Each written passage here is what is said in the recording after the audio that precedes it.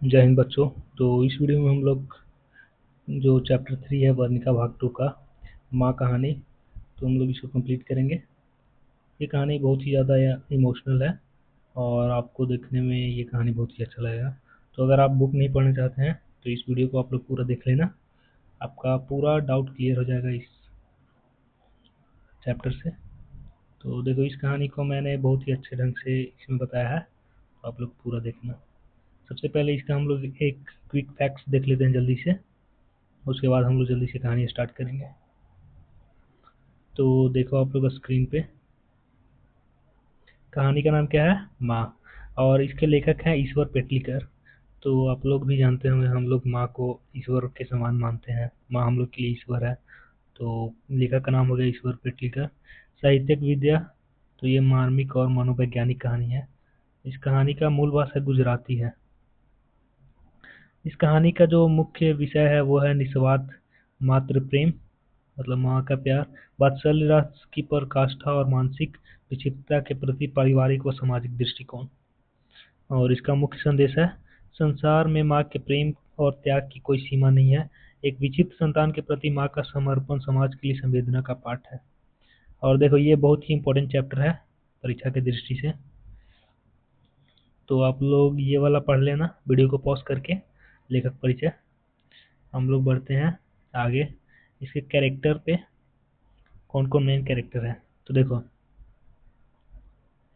इसमें माँ है सबसे मेन कैरेक्टर, मुख्य केंद्रीय पात्र। कहानी की धुरी, जो अपनी गूंगी और पागल बेटी मंगू से अगाध प्रेम करती है। उनका संपूर्ण जीवन मंगू की सेवा में समर्पित है। वे ममता, त्याग और वात्सल्य की साक्षात प्रतिमूर्ति है, जो अंत में बेटी के वियोग में स्वयं विक्षिप्त हो जाती है, मतलब स्वयं पागल हो जाती है। देखो, इस कहानी की दूसरी मेन कैरेक्टर है मंगू, 14 वर्षीय बालिका, माँ की सबसे छोटी बेटी, जो जन्म से ही गूंगी और पागल है बच्चों। क्या है? पागल है। वह अपनी दैनिक आवश्यकताओं के लिए भी पूरी तरह अपनी माँ पर आश्रित है। उसका निष्पाप और अबोध चरित्र ही पूरी कहानी का मुख्य केंद्र बिंदु है।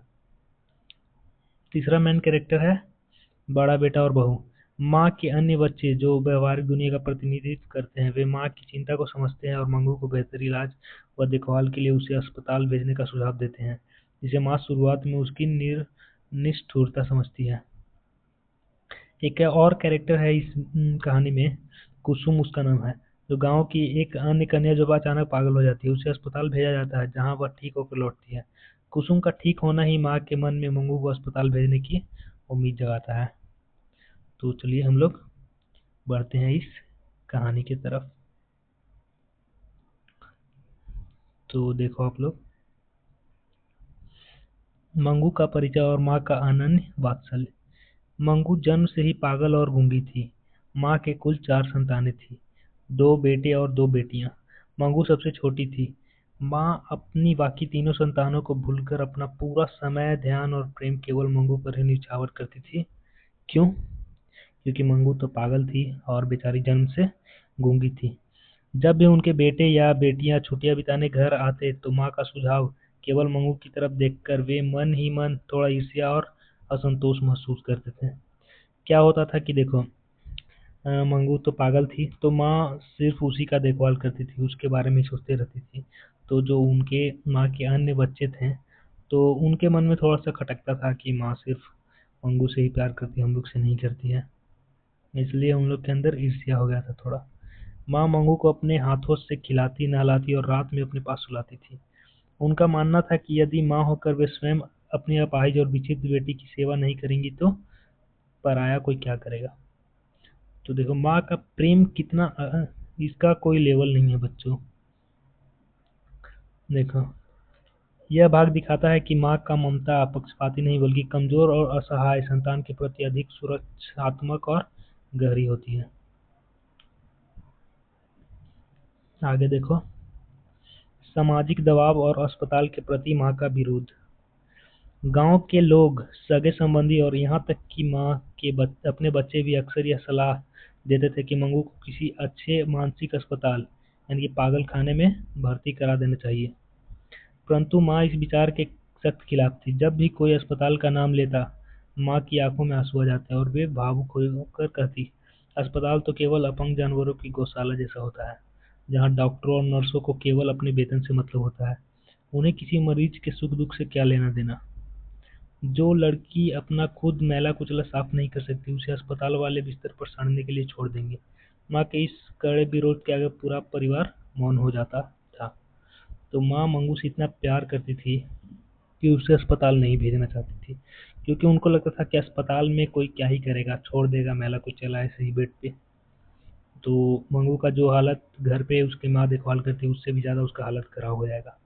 इसलिए माँ नहीं भेजना चाहती थी। आगे देखो, आगे क्या होता है। इस कहानी में बच्चों की एक लड़की रहती है गांव की, उसका नाम रहता है कुसुम, और वो भी अचानक पागल हो जाती है। तो देखो, कुसुम का पागलपन, कहानी में एक नया मोड़। कहानी में मोड़ तब आता है जब गांव की एक स्प्लेंडेड पढ़ी लिखी और समझदार लड़की कुसुम अचानक मानसिक संतुलन खो बैठती है और पागल हो जाती है। कुसुम के परिवार वाले उसे शहर के सरकारी अस्पताल में भर्ती करवा देते हैं। माँ शुरू में उत्सुकता से देखती है कि अस्पताल वाले कुसुम के साथ कैसा व्यवहार करते हैं। कुछ महीनों के इलाज के बाद जब कुसुम पूरी तरह ठीक होकर अपने गांव वापस लौटती है, तो पूरे गांव में खुशी की लहर दौड़ जाती है। कुसुम स्वयं माँ से मिलकर बताती है कि अस्पताल के लोग बहुत दयालु हैं और मरीजों को बहुत देखभाल करते हैं। कुसुम का यह कायाकल्प देखकर माँ का पुराना भ्रम और डर टूटने लगता है। तो जब माँ देखी कि गांव की एक लड़की कुसुम जो पढ़ी लिखी थी, जब उसका मतलब मानसिक संतुलन बिगड़ गया, जब वो पागल हो गई, तो उसे जब सरकारी अस्पताल में लेके गया गया, तो वो वापस ठीक होकर आई, जिससे माँ को लगा कि मेरी बेटी भी ठीक हो सकती है। उसके मन में वो एक असंतोष जो था दूर हो गया। कुसुम का ठीक होना माँ की रूढ़िवादी विचारों को बदलता है और उनके भीतर मंगू को ठीक होने की एक क्षीण उम्मीद जगाता है। आगे देखो, अस्पताल भेजने का वज्र जैसा कठिन निर्णय। कुसुम को ठीक होने के बाद माँ भारी मन से अपने जीवन का सबसे कठिन निर्णय लेती है। वे अपने बड़े बेटे को पत्र भिजवाकर बुलाती है और मंगू को अस्पताल भेजने की सहमति देती है। बेटा डॉक्टर से मिलकर सारी कागजी कार्रवाई पूरी करता है और अस्पताल में एक बेड आरक्षित करवा लेता है। जिस रात मंगू को सुबह जाना था, उस पूरी रात माँ की आंखों से आंसू की एक बूंद भी नहीं सूखी। वे बिस्तर पर तड़पते रहो, आत्मग्लानि से भर उठी कि वे अपनी ममता का गला घोटकर अपनी लाडली को पराये के हवाले कर रही है। उन्हें लगता था कि वे एक असफल माँ है। बताओ कितना इमोशनल कहानी है। एक अपनी पागल बेटी को अस्पताल भेजने के लिए माँ का क्या हालत हुआ होगा, आप लोग सोच सकते हो। एक माँ के लिए अपनी संतान को खुद से दूर करने का निर्णय किसी वज्रपात से कम नहीं होता, जहाँ कर्तव्य और ममता आपस में टकराते हैं। आगे देखो, अस्पताल की यात्रा और हृदय विदारक विदाई। सुबह होते ही मंगू को नए कपड़े पहनाकर जाने की तैयारी की गई। मंगू अबोध थी, उसे लग रहा था कि वह कहीं घूमने जा रही है, इसलिए वह खुश थी। माँ का कलेजा फटा जा रहा था। जब वो अस्पताल पहुंचे, तो वहाँ के शांत और स्वच्छ वातावरण ने माँ को थोड़ी राहत दी।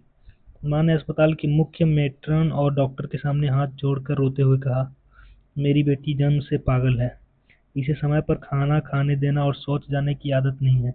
कृपया इसका ध्यान रखिएगा। मैट्रन ने बहुत ही सहानुभूतिपूर्वक माँ को ढांढस बंधाया और कहा कि यहाँ उसे अपनी बेटी जैसा ही प्यार मिलेगा।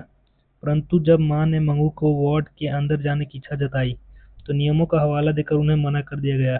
यह इनकार माँ के दिल में एक गहरा तीर बनकर रह गया।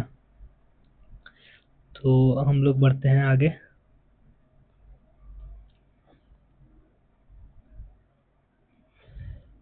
सूना घर और माँ का मानसिक टूटना।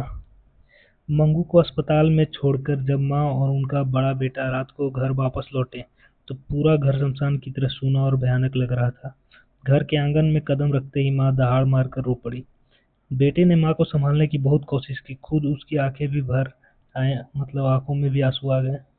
रात को खाने की थाली सामने आई, लेकिन माँ के गले से एक निवाला भी नीचे नहीं उतरा। उन्हें बार बार यह विचार आ रहा था कि इस कड़कड़ाती ठंड में उन्हें गूंगी मंगू ने ओढ़ने के लिए कंबल दिया होगा या फिर नहीं। क्या वह भूखी सो गई होगी? माँ का मन पूरी ग्लानि और दुख और वियोग के महासागर में डूब चुका था। अब ये देखो कहानी का अंत। कहानी का मार्मिक अंत, ममता की पराकाष्ठा। रात बीतकर जब सुबह की भोर हुई तो अचानक पूरे घर और आस पड़ोस में एक चीख गूंज उठी। माँ पागलों की तरह चिल्ला रही थी, दौड़ो रो दौड़ो, मेरी मंगू को मार डाला, मेरी मंगू को अस्पताल वाले सता रहे हैं। जब बेटे और पड़ोसियों ने दौड़कर माँ के कमरों का दरवाजा खोला तो वे स्तब्ध रह गए। माँ का मानसिक संतुलन पूरी तरह छिन्न भिन्न हो चुका था। जो माँ कल तक मंगू के पागलपन से मुक्त कराने की कामना कर रही थी, वे आज स्वयं अपनी बेटी के वियोग में पूरी तरह पागल हो चुकी थी। वे मंगू की श्रेणी में मिल चुकी थी। ईश्वर पेटलिकर ने यहाँ कहानी का समाप्त कर ममता की ऐसी पराकाष्ठा दिखाई है जो अमर हो जाती है। तो देखो ये कहानी कितना ज़्यादा इमोशनल है। आखिर रात में मंगू की माँ उसके बारे में सोचते सोचते पागल हो गई। ये कहानी पढ़ने के बाद मुझे खुद रोना आ रहा है। कहानी का अंत यह सिद्ध करता है कि माँ का प्रेम केवल शारीरिक नहीं बल्कि आत्मिक होता है। बेटी से अलग होकर माँ का स्वयं पागल हो जाना वात्सल्य की सर्वोच्च सीमा है। इस कहानी का संदेश, मौलिक संदेश, निस्वार्थ और असीम मात्र प्रेम। यह कहानी दर्शाता है कि माँ का प्रेम दुनिया का सबसे शुद्ध और निस्वार्थ प्रेम है, जो किसी भी परिस्थिति में कम नहीं होता। मानसिक विक्षिप्तों के प्रति संवेदनशीलता। समाज को मानसिक रूप से अस्वस्थ बच्चों की उपेक्षा की दृष्टि से नहीं, बल्कि अत्यधिक प्रेम, धैर्य और सहानुभूति के साथ देखना चाहिए। पारिवारिक और सामाजिक कर्तव्य। केवल संस्थाएं या अस्पताल ही पर्याप्त नहीं है। विक्षिप्त व्यक्तियों के सुधार में पारिवारिक संबल और माँ का स्वामित्व सबसे बड़ी औषधि है। यहाँ पे मैं आपको परीक्षा की दृष्टि से कुछ इम्पोर्टेंट पॉइंट बता दे रहा हूँ, जो आप लोग देख लो। ये ऑब्जेक्टिव क्वेश्चन में स्पेशली बहुत ही हेल्प करेगा। माँ कहानी के लेखक ईश्वर पेटलिकर है और यह मूल रूप से गुजराती भाषा में लिखी गई है। मंगू जन्म से ही पागल और गूंगी लड़की है जिसकी उम्र कहानी के समय 14 वर्ष है। माँ के कुल 4 संतानें, 2 बेटे और 2 बेटियां थीं। माँ अस्पताल को गौशाला की उपमा देती थी क्योंकि उनका मानना था कि वहाँ मरीजों की सही देखभाल नहीं होती। गांव की लड़की कुसुम के अस्पताल से ठीक होकर लौटने के बाद ही मंगू को अस्पताल भेजने के लिए राजी हुई। मंगू को अस्पताल में भर्ती कराने के बाद उसके वियोग के कारण माँ स्वयं पागल हो जाती है। यह कहानी वात्सल्य रस और करुणा रस का एक अद्भुत मर्मस्पर्शी मिश्रण है। तो ये कहानी यहाँ तक आपको कंप्लीट होता है। और अगर आपको इस कहानी का नोट्स या फिर और भी ऐसे लेक्चर देखना है तो पहले मेरे चैनल को सब्सक्राइब कर लेना। और अगर आपको नोट्स चाहिए तो इस नंबर पे आप लोग मैसेज करना व्हाट्सएप पे, आपको ये कहानी का PDF मैं आपको भेज दूंगा। तो मिलते हैं अगली वीडियो में।